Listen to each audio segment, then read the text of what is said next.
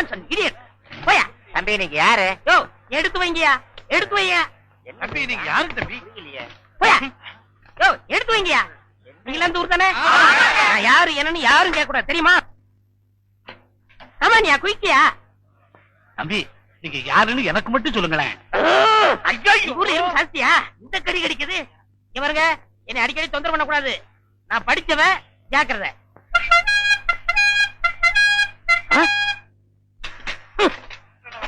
அவர் கேப்பாரு. சரியான நேரத்துல வந்தார். இப்ப பாருங்க கேப்பாரு வர கேள்வி.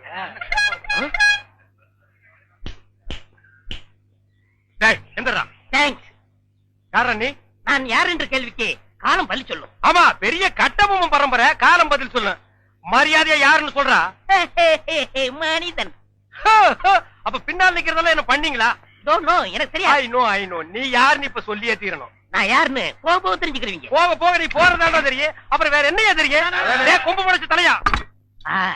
டேய் சிகப்பு கல்லல்ல நிறுவத்து போட மாட்டா எங்களுக்கு தெரியாதுன்னு நினைக்கிறியா? டேய் யாரா நீ? கையெடுங்க. நீங்க யாரு? நான் பால்காரன். நான் தபால்காரன். நான் மில்க் மேன். நான் postman. No man. Yes man. You போ மேன். Go man. ஐ போ மேன். Thanks man. ஐயோ டேய் நில்லுடா டேய். பண்ற தப்பெல்லாம் பண்ணிட்டு மப்டில அலையற. உன்னை சுத்தி போட்டு அடிச்சு போடுடா டேய். ஐயோ டேய் இந்த முரடைக்கு இருந்து காப்பாத்துங்க. டேய் கழுத புலி உன் சாவு என் கையில தான்டா. ஐயா ஐயா ராஜபுர ஐயா ஐயா காப்பாத்துங்க ஐயா. மாப்ள யார வட்டனா? அண்ணே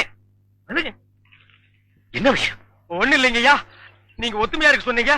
அந்த ஒத்துமை இந்த நாய் குறைச்சிட்டாயா. எனக்கு வந்த ஒரு நல்ல தந்திய இந்த பையன் மறைச்சு வச்சிட்டாயா. தந்தி வந்துச்சா? ஆமாங்க ஐயா.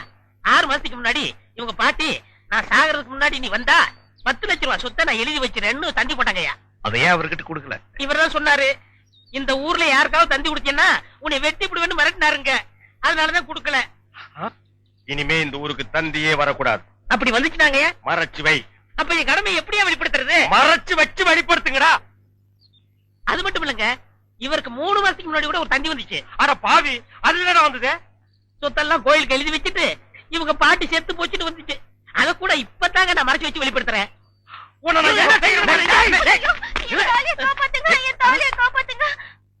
மணிமேகலை மணிமேகலை அல்லாதம்மா அல்லாத.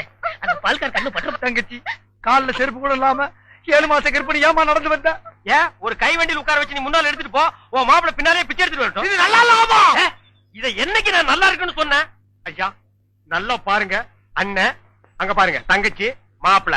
பத்தாவதுக்கு இது ரெண்டுக்கு இன்னும் கொஞ்ச நாள்ல ஒரு புள்ள ஒண்ணு பிறக்க போகுது.